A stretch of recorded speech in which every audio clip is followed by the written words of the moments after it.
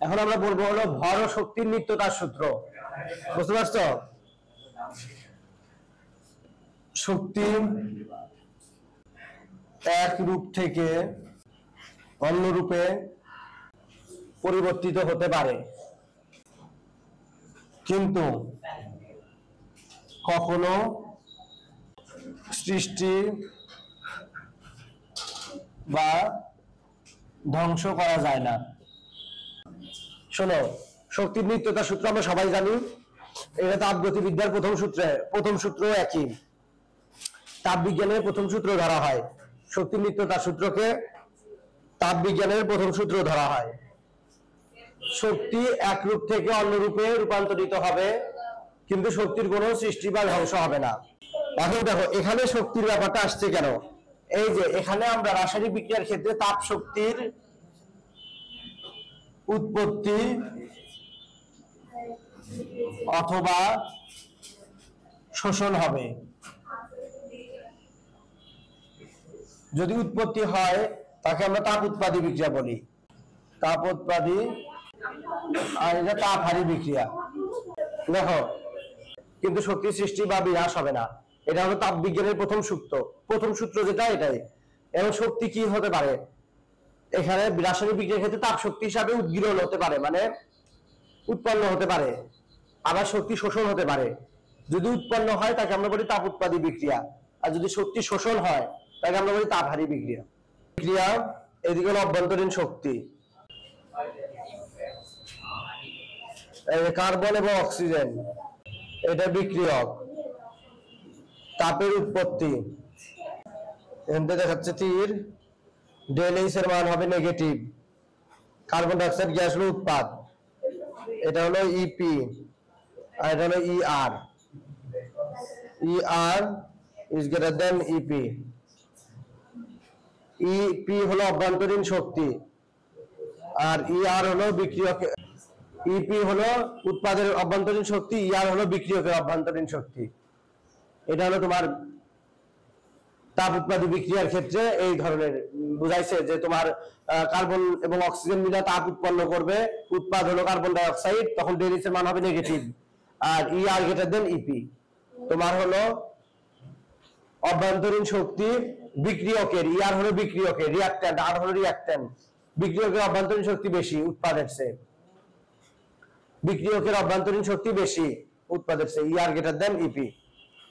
এই দেখো তাপহারীর ক্ষেত্রে কেমন হবে, এইদিকে হলো অভ্যন্তরীণ শক্তি, এইদিকে হলো তোমার উৎপাদ, এটার উপরে উৎপাদ,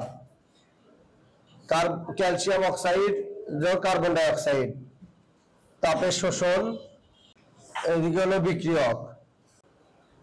এখানেও বিক্রিয়ক থেকে উৎপাদ হচ্ছে, কিন্তু এখানে উৎপাদটা উপরে, এখানে বিক্রিয়কটা নিচে, আর এটা হলো তোমার শোষণ হচ্ছে। একটাতে শক্তি শোষণ হয় আর যাতে শক্তির উদ্গীরণ হয়। তাপ উৎপাদী বিক্রিয়া ডেল এইচ এর মান নেগেটিভ, ওখানে হলো শক্তি নির্গত হয়, আর হলো তাপহারী বিক্রিয়ায় শক্তি শোষণ হয়। তোমার সিস্টেমের মধ্যে ইঞ্জিনে প্রথমে হলো শক্তি স্থিতি অবস্থায় থাকে, ইঞ্জিনটা চালু হলে গতি শক্তিতে পরিণত হয়। একইভাবে রাসায়নিক বিক্রিয়ার ক্ষেত্রে তোমার বিক্রিয়ক যখন থাকে তখন কিন্তু উৎপাদের পরিমাণ জিরো, যত বিক্রিয়া সামনের দিকে অগ্রসর হবে তত উৎপাদের পরিমাণ বাড়ে। এই যে অভ্যন্তরীণ শক্তি দেখো, প্রথমে হলো বিক্রিয়ক আর হলো উৎপাদ, এই যে বিক্রিয়ক থেকে উৎপাদে আসতেছে, অভ্যন্তরীণ শক্তির মান দেখো এই যে বিক্রিয়কে বেশি দেখাচ্ছে, ধীরে ধীরে নিচের দিকে যখন আসে তাপ উৎপাদী বিক্রিয়ার ক্ষেত্রে অভ্যন্তরীণ শক্তির মান কমতেছে উৎপাদের দিকে, অর্থাৎ তাপের উদ্গীরণ হবে এখানে। আর হলো অভ্যন্তরীণ শক্তি যেটা ওই সিস্টেমে ছিল, পেট্রোল বা ডিজেল মজুদ করা আছে ইঞ্জিনে, কার্নো ইঞ্জিনে, ওটা পুরাবে, পুরা এত তাপ শক্তি উৎপন্ন হবে, তাহলে ধীরে ধীরে তো তার সিস্টেমের অভ্যন্তরীণ শক্তিটা হলো ক্ষয়প্রাপ্ত হবে, কিন্তু তোমার ইঞ্জিনের কর্মদক্ষতা বৃদ্ধি পাবে। ওটা তাপ গতিবিদ্যা পড়ছো তোমরা। একইভাবে দেখো তাপের শোষণ যখন হবে তখন হলো তাপহারী বিক্রিয়া, মানে হলো তোমার বিক্রিয়ক থেকে উৎপাদের দিকে যাচ্ছে আমরা, তাপের শোষণ হচ্ছে, মানে তাপ দিতে হবে, ওখানে ক্রমান্বয়ে শক্তি দিতে হবে, এবং ডেল এইচ এর মান হবে পজিটিভ। এটা সাধারণত বিয়োজন বিক্রিয়া হলো বেশিরভাগ সময় তাপহারী বিক্রিয়া হয়, যেমন ক্যালসিয়াম কার্বনেটের বিয়োজন। ও সূত্র আছে এনথালপির সূত্র, এনথালপির সূত্র H = U + P × V, এখানে পি হলো সিস্টেমের চাপ। সিস্টেম বলতে বোঝায় কি একটা ব্যবস্থা, এটা একটা সিলিন্ডার হতে পারে, একটা চেম্বার, একটা রুম হতে পারে, একটা ইঞ্জিন হতে পারে।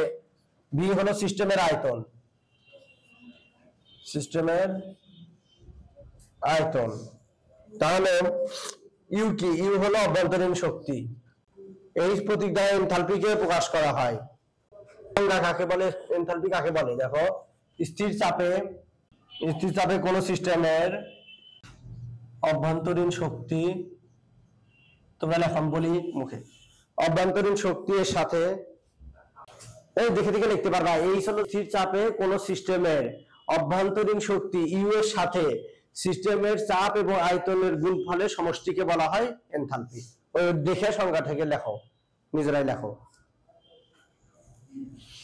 মানে একটা সিস্টেমের অভ্যন্তরীণ শক্তি ইউ এর সাথে কোন সিস্টেমের অভ্যন্তরীণ শক্তি, স্থির চাপে কোন সিস্টেমের অভ্যন্তরীণ শক্তি ইউ এর সাথে ওই সিস্টেমের চাপ এবং আয়তনের গুণফলের সমষ্টিকে এনথালপি বলে। এখন এখানে বিভিন্ন প্রকার তাপীয় এনথালপি দেওয়া আছে, গলন তাপ, ঊর্ধ্বপাতন তাপ, এগুলো ইম্পর্টেন্ট না। দেখো, এটা প্রশমন তাপের উদাহরণ দেই। প্রশমন তাপ কাকে বলে? HCl হলো অ্যাসিড, এর সাথে সোডিয়াম হাইড্রোক্সাইড বিক্রিয়া করলো, হ্যাঁ, এটাই হলো প্রশমন তাপ। এই জন্য তো এগুলো লিখে দিয়ে লাভ নাই, এগুলো তো ইম্পর্টেন্ট না। Del is equal to -57.34 kilojoule per mole. তীব্র অ্যাসিড এবং তীব্র ক্ষারের প্রশমনও হয় হলো শক্তিশালী এবং নির্গত তাপের পরিমাণ অতিরিক্ত বেশি হয়। লবণ এবং পানি উৎপন্ন হয় বিক্রিয়া। এগুলো বিভিন্ন ধরনের বিক্রিয়া আছে। তোমার হলো, এখন দেখো আমরা পড়ি বন্ধন শক্তি। বিভিন্ন রাসায়নিক বিক্রিয়ায় বন্ধন শক্তি থাকে। এই দেখো, তোমার হাইড্রোজেন বন্ধন শক্তি হলো 435.5 কিলোজুল পার মোল। এটা বোঝায় কি? যে তোমার কোন একটা রাসায়নিক বিক্রিয়া হাইড্রোজেনের সাথে হাইড্রোজেন যদি বন্ধন তৈরি করে H2, এবং এত পরিমাণ শক্তি দিয়ে তুমি এটা ভাঙতে পারবা, এই বন্ধনটা ভাঙা যায়, এটাকে বলা হয় বন্ধন শক্তি। তারপরে HCl এর বন্ধন শক্তি কত? 433 কিলোজুল পার মোল। তারপরে হলো তোমার NH এর বন্ধন শক্তি কত? 391 কিলোজুল পার মোল। তারপর CH এর বন্ধন শক্তি কত? 450.53। এগুলোকে বলা হয় বন্ধন শক্তি। সমযোজী বন্ধন তৈরি হয়েছে, হাইড্রোজেন এবং দুটো হাইড্রোজেনের মাধ্যমে ইলেকট্রনের শেয়ারিং এর ফলে এই বন্ধন তৈরি হয়েছে। এই বন্ধনের একটা শক্তি আছে 435.5 কিলোজুল, হ্যাঁ, কিলোজুল পার মোল। সবগুলি একক কিলোজুল পার মোল। বন্ধন গঠন হলো, বন্ধন লেখো, বন্ধন গঠন তাপ হলো ঋণাত্মক, কারণ বন্ধন গঠন একটি তাপ উৎপাদী বিক্রিয়া। লেখো, বন্ধন গঠন হলো ঋণাত্মক, বন্ধন গঠন তাপ হলো ঋণাত্মক, বন্ধন গঠন তাপ হলো ঋণাত্মক, কারণ বন্ধন গঠন একটি তাপ উৎপাদী বিক্রিয়া। হ্যাঁ, তাপ নির্গত হবে, মানে বন্ধন, যে কোনো বন্ধন গঠনের সময় তাপ নির্গত হয়। বন্ধন বিয়োজন হলো ধনাত্মক, কারণ বন্ধন বিয়োজন একটি তাপহারী বিক্রিয়া। এই জন্য বিয়োজন বিক্রিয়াগুলো বেশিরভাগ সময় তাপহারী হয়। যেমন ক্যালসিয়াম কার্বনেটের বিয়োজন লিখলাম না কোথায় যেন, এটা একটা তাপহারী বিক্রিয়া। লেখো, বন্ধন বিয়োজন তাপ হলো ধনাত্মক, কারণ বন্ধন বিয়োজন একটি তাপহারী বিক্রিয়া। এখানে অনেক সময় বন্ধন শক্তি গণনা করতে বলে, বুঝতে পারছো? হ্যাঁ, এখন বন্ধন গঠন করতে তাপ নির্গত হয়, গঠন করলে তাপ নির্গত হয়, কারণ অণুগুলো ছুটাছুটি করতে থাকে, প্রচুর গতি শক্তি থাকে। যখনই বন্ধন গঠন করে তারা স্থিতিশীল হয়, মানে চুপ হয়ে যায়, তখন শক্তিটা নির্গত হয়ে যায়। তাহলে বন্ধন শক্তির গণনা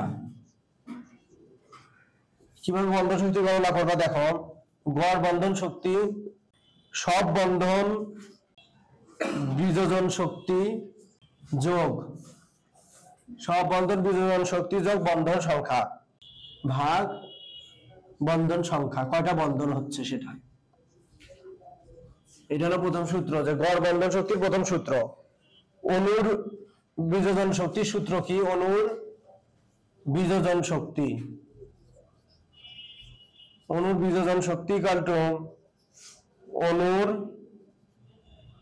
বন্ধন গঠন শক্তি ঊর্ধ্বপাতন তাপ যোগ পরমাণুকরণ তাপ বিয়োগ অণু গঠন তাপ। এটা তার প্রশ্নে দেওয়াই থাকবে, এগুলো সূত্র। আর একটা হলো 3 নাম্বার, এটা 1 2 3, গড় বন্ধন শক্তি সমান কি? ঊর্ধ্বপাতন তাপ যোগ পরমাণুকরণ তাপ বিয়োগ অনুগঠন তাপ ভাগ বন্ধন সংখ্যা। এরপরে আমরা একটা ম্যাথ করবো, তাহলে বুঝতে পারবা সূত্রগুলা।